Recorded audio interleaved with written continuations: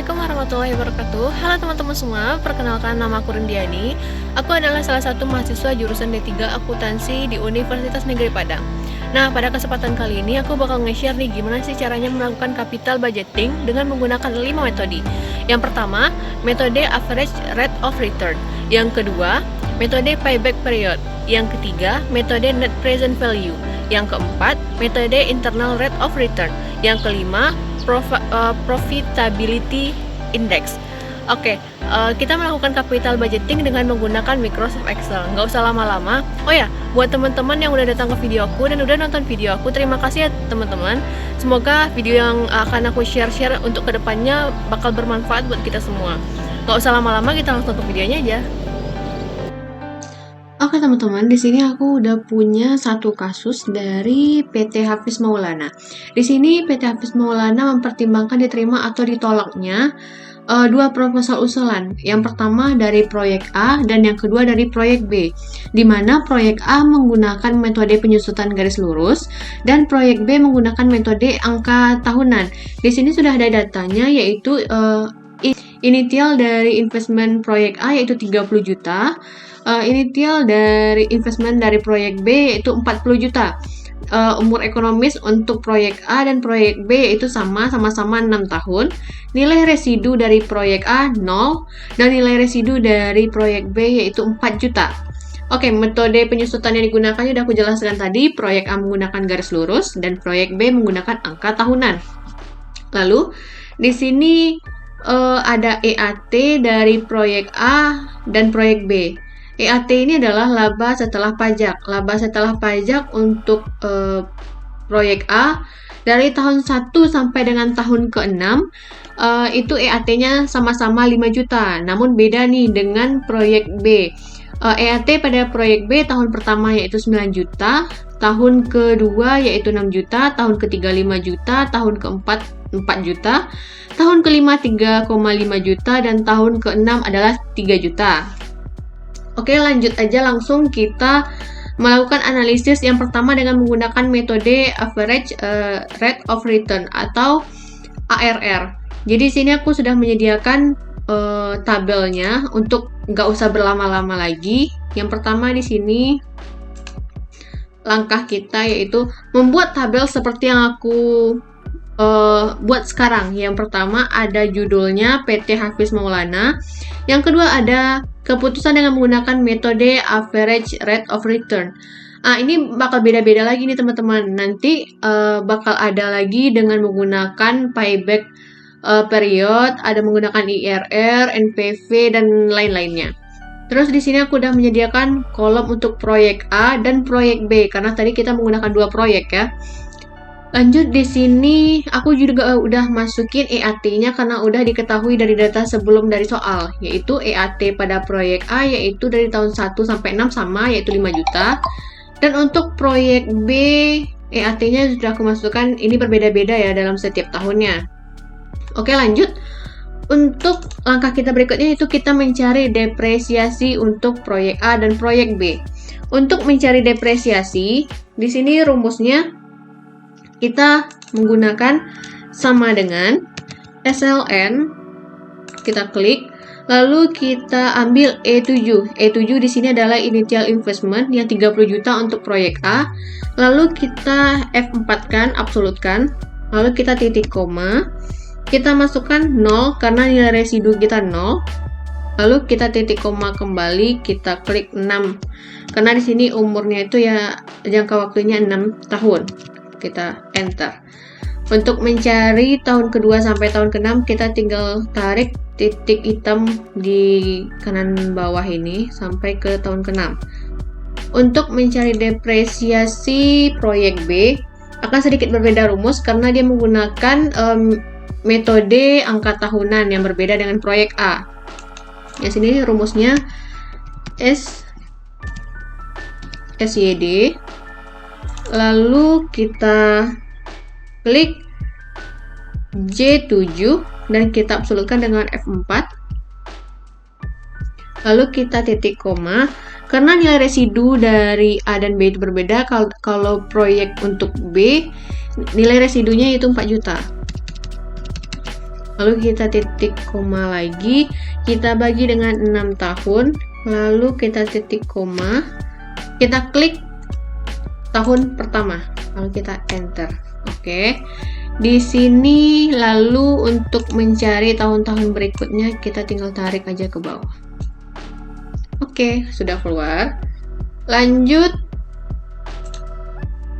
Kalau udah, lanjut kita mencari cash inflow dari proyek A dan proyek B. Yang pertama kita mencari cash inflow dari proyek A.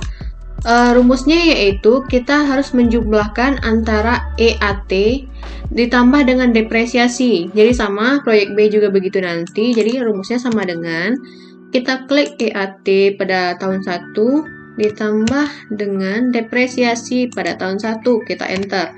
Untuk mencari tahun 2 sampai tahun 6, kita tinggal tarik aja dari titik hitam kanan bawah. Oke, udah keluar. Begitu juga dengan cash inflow. Kita masukin EAT-nya, kita tambah dengan depresiasi. Lalu kita enter. Tinggal kita tarik untuk mencari sampai dengan tahun ke-6. Oke. Lanjut, kita mencari rata-rata dari EAT proyek A, depresiasi proyek A, cash inflow, dan begitu juga dengan proyek B. Pertama, caranya sama dengan kita masukkan formulanya average, lalu kita blok aja dari tahun 1 sampai tahun 6. Enter. Begitu juga dengan yang lainnya, tinggal kita tarik titik hitam ke kanan. Oke, sudah keluar. Lanjut di sini juga sama dengan kita bikin average. Lalu kita klik dari tahun 1 sampai tahun 6. Kita enter. Lalu tinggal kita tarik ke samping. Oke.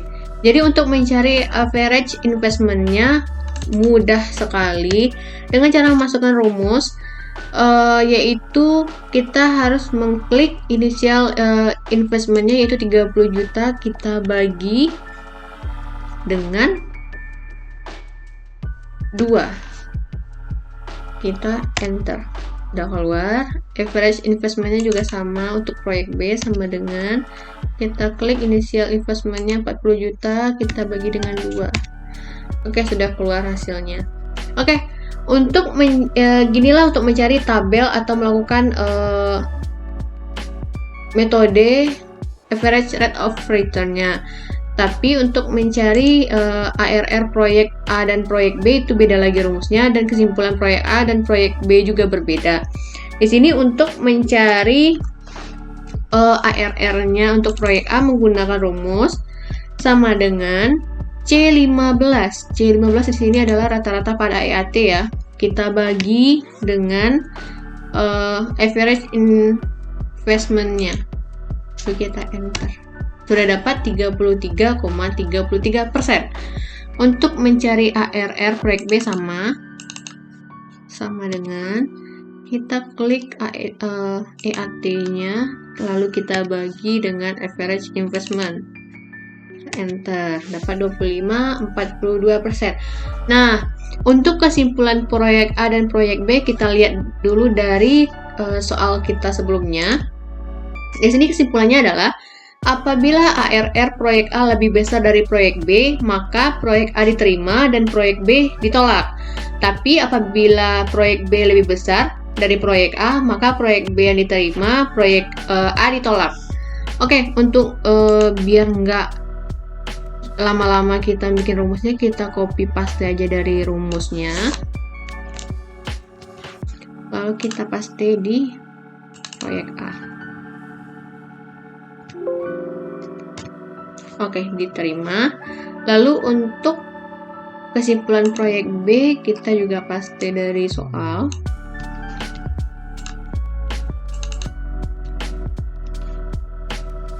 Kita enter. Oke, ditolak karena ARR proyek A lebih besar dari ARR proyek B. Oke, beginilah cara mencari capital budgeting dengan menggunakan metode average rate of return atau ARR. Nah, lanjut kita mencari capital budgeting dengan menggunakan metode payback period. Di sini mungkin teman-teman lihat untuk tabel yang pertama itu sama ya dengan tabel ARR sebelumnya.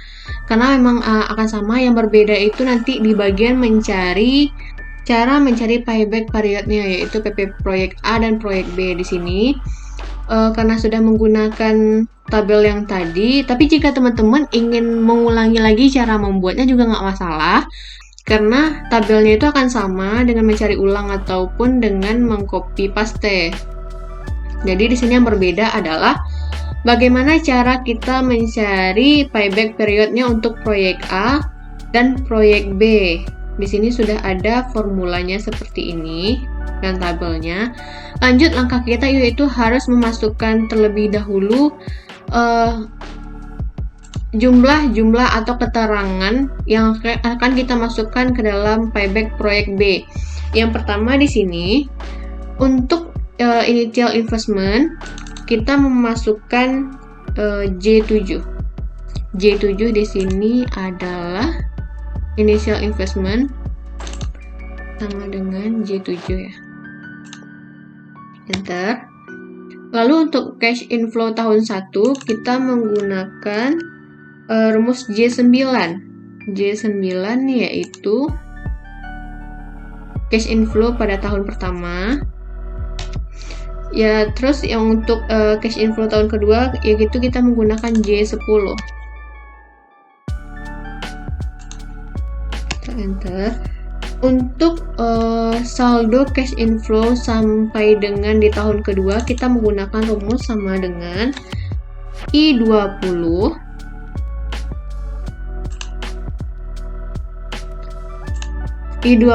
ditambah dengan I21. Kita enter. Lanjut untuk cash inflow tahun ketiga kita menggunakan J11.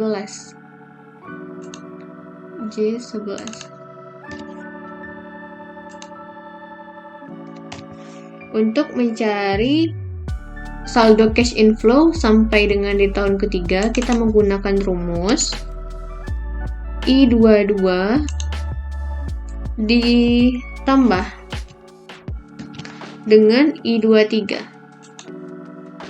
Enter. Lanjut, untuk kelebihannya, kita menggunakan rumus sama dengan I24 kita kurang dengan I19. Kita enter. Untuk mencari kelebihan bulan, kita tinggal masukkan rumus sama dengan kita buka kurung, kita klik I25, kita bagi dengan I24, lalu kita tutup kurung dan kita kali dengan 12. Oke, dapat hasil 1,50. Untuk mencari atau mengisi keterangan, kita akan membaca dulu ketentuannya seperti apa.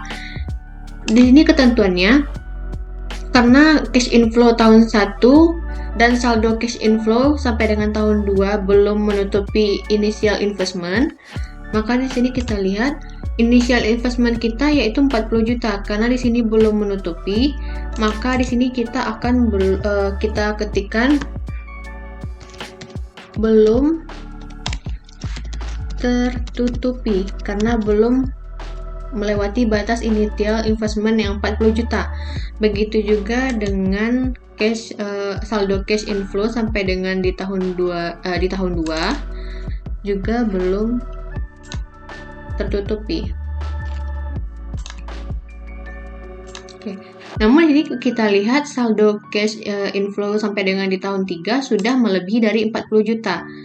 Maka untuk bagian sini kita buatnya sudah tertutupi. Oke. Begini mengisi keterangannya. Lanjut untuk mengisi payback period proyek A. Untuk mengisinya yaitu kita tinggal mengklik sama dengan Kita klik E7, di sini adalah initial investment, kita bagi dengan E16. E16 average investment, kita enter. Di sini jangka waktunya adalah 2 tahun. Untuk mencari PP proyek B, kita masukkan rumusnya sama dengan kita buka buka kurung, lalu kita masukkan rumus 3 dikali dengan 12 dikurang, kita buka kurung kembali, I26, kita klik I26, lalu kita tutup kurung, kita bagi dengan 12, lalu kita klik. Oke, di sini PP proyek B adalah 2,88 per tahunnya. Lanjut untuk mencari kesimpulan proyek A dan kesimpulan proyek B. Untuk mencari kesimpulan, kita lihat dulu ketentuannya. Untuk kesimpulan proyek A, maka di sini sudah ada rumusnya. Karena rumusnya terlalu panjang, jadi saya menjelaskannya lewat dari modul saja. Di sini rumusnya itu sama dengan if kita buka kurung D18 sama dengan titik kutip 2 kali, titik koma, kutip 2 kali, titik koma.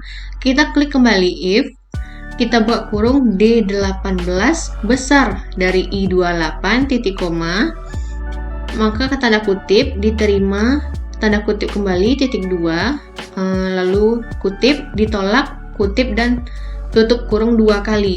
Maka karena terlalu panjang, maka kita blok saja, kita copy, lalu kita paste. Di sini langsung terlihat bahwa kesimpulan proyek A itu diterima. Dan pada kesimpulan proyek B, kita copy kembali.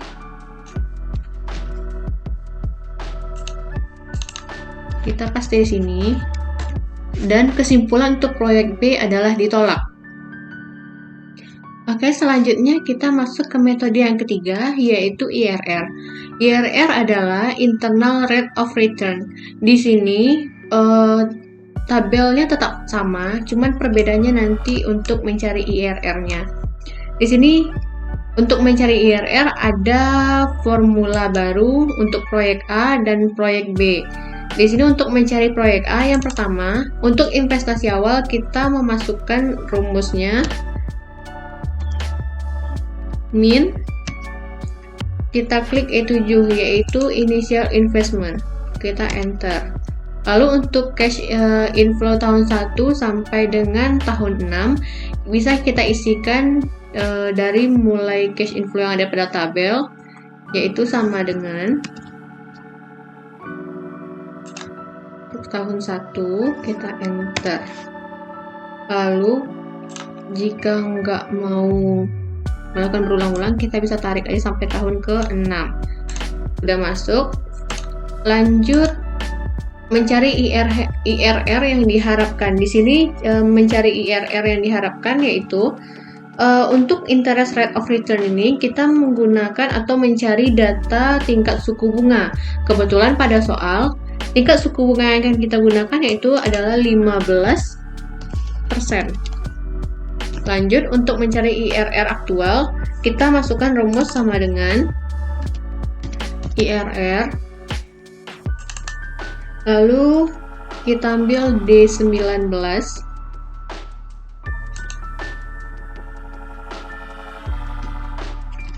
titik 2, D25, titik koma, langsung D26, lalu kita enter. Oke, di sini IRR aktualnya yaitu 24%. Langsung kita melihat proyek B. Bagian proyek B sama, kita klikkan aja sama dengan minus. Kita ambil initial investmentnya itu 40, enter. Lalu untuk cash inflow tahun 1 sampai 6 bisa kita pindahkan aja dari kolom ke kolom proyek yang baru ini. Sama dengan lalu kita klik ini, enter, sama dengan enter, sama dengan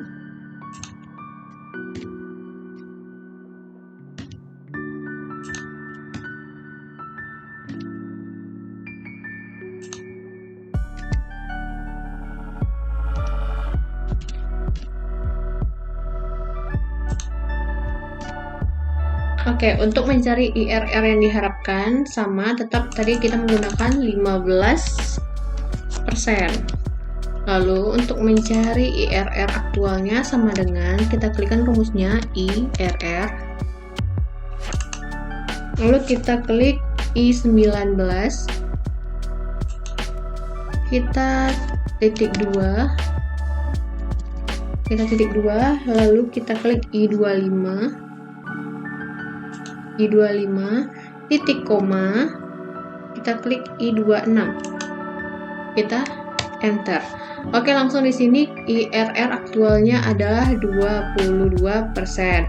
Nah, di sini sudah keluar juga kesimpulan proyek A dan proyek B. Karena apa? Karena rumus dari kesimpulan proyek A dan proyek B itu bisa kita lihat seperti ini. Apabila D27, di sini D27 adalah IRR aktual dari proyek A lebih besar daripada IRR aktual dari proyek B, maka kesimpulan proyeknya diterima. Namun, apabila kesimpulan atau IRR aktual dari proyek B lebih besar daripada proyek A, maka kesimpulan proyek A ditolak dan kesimpulan proyek B diterima. Begitu. Oke, kita lanjut ke metode keempat dan kelima, yaitu NPV atau Net Present Value dan PI Profitability Index. Oke, dari data yang tadi juga akan sama. Tabel yang kita gunakan untuk NPV dan PI ini juga sama-sama dari tabel yang pertama kali tadi. Jadi di sini sudah ada data yang seperti langkah-langkah sebelumnya. Di sini kita untuk membedakannya yaitu mencari NPV dan PI-nya saja. Kenapa NPV dan PI ini digabung? Karena NPV dan PI cara pengerjaan atau pencariannya itu lebih kurang sama. Jadi di sini kita akan mencari NPV dan PI sekaligus. Untuk mencari NPV dan PI, maka kita membutuhkan formula baru atau tabel-tabel baru seperti proyek A ada tabel barunya, proyek B, maaf di sini harusnya proyek B ya. Proyek B, lanjut di sini ada kesimpulan NPV untuk proyek A, kesimpulan PI untuk proyek A. Lanjut di sini, maaf di sini juga salah ketikan ini. Dan untuk proyek B juga sama, ada kesimpulan NPV untuk proyek B dan kesimpulan PI untuk proyek B.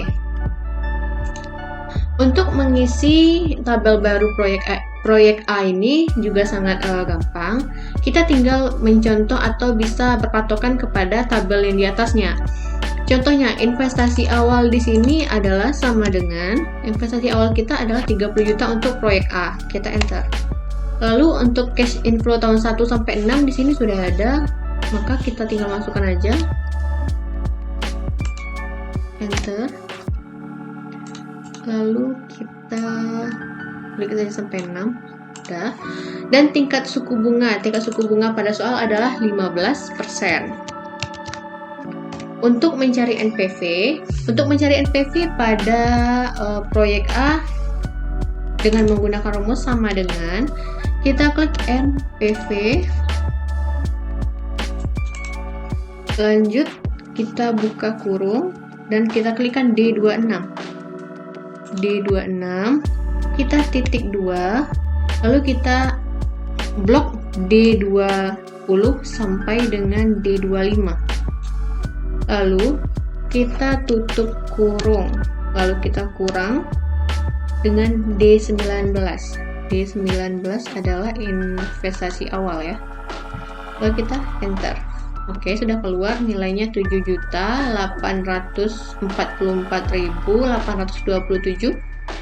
Lanjut untuk mencari PI sama dengan kita buka kurung, kita klik D19 kita tambahkan dengan D27. Lalu kita tutup kurung, kita bagi dengan D19.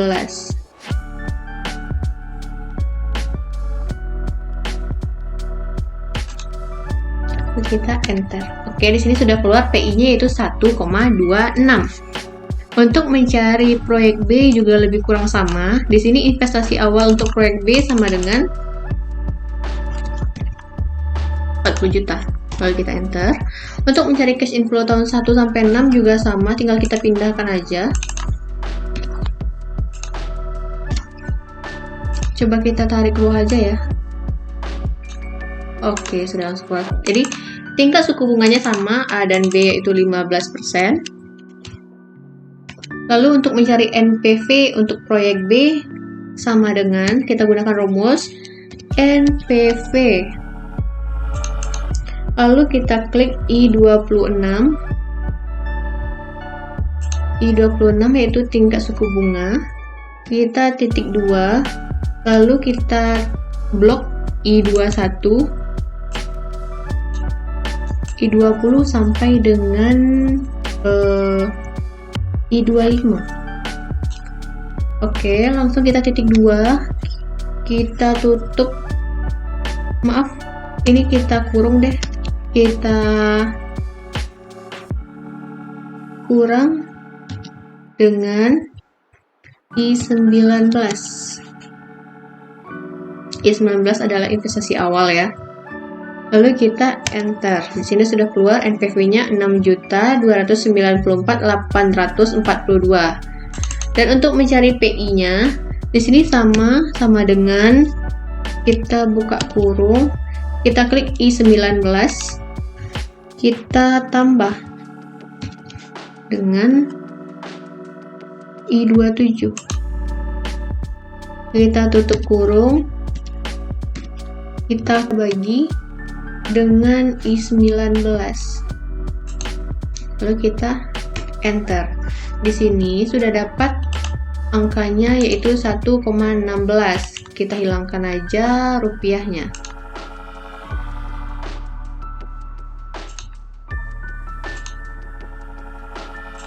Oke, sudah ada 1,16. Lanjut. Untuk mencari kesimpulan NPV atau mencari kesimpulan PI untuk kedua proyek A dan proyek B juga sangat gampang. Kita lihat rumusnya. Mencari kesimpulan untuk NPV. Mencari kesimpulan untuk NPV adalah untuk proyek A, karena rumusnya lumayan panjang, jadi kita blok, lalu kita paste aja di sini. Oke. Sebelum itu aku mau menjelasin dulu. Di sini untuk mencari kesimpulan NPV itu yaitu dengan cara sama dengan if. Lalu kita buka kurung D27. D27 itu adalah hasil dari perhitungan NPV pada tabel proyek A, sama dengan di sini dinyatakan apabila D27 lebih besar dari NPV pada proyek B, maka di sini bisa diklikkan diterima ataupun ditolak. Jadi seandainya NPV pada proyek A lebih besar dari NPV pada proyek B, maka kesimpulan NPV untuk proyek A akan diterima dan kesimpulan NPV untuk proyek B ditolak. Oke, kita lanjut aja. Di sini sudah diterima. Lalu untuk kesimpulan proyek NPV B, kita klikin aja.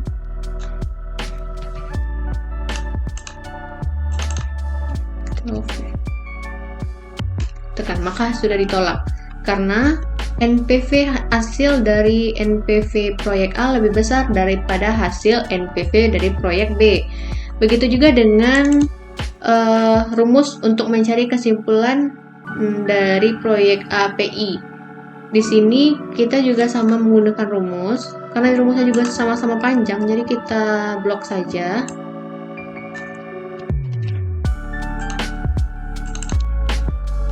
Jadi di sini kesimpulan untuk PI ini sama dengan yang tadi apabila hasil dari perhitungan PI PIA lebih besar dari hasil perhitungan PI pada proyek B, maka kesimpulan PI proyek A akan diterima dan kesimpulan proyek B akan ditolak.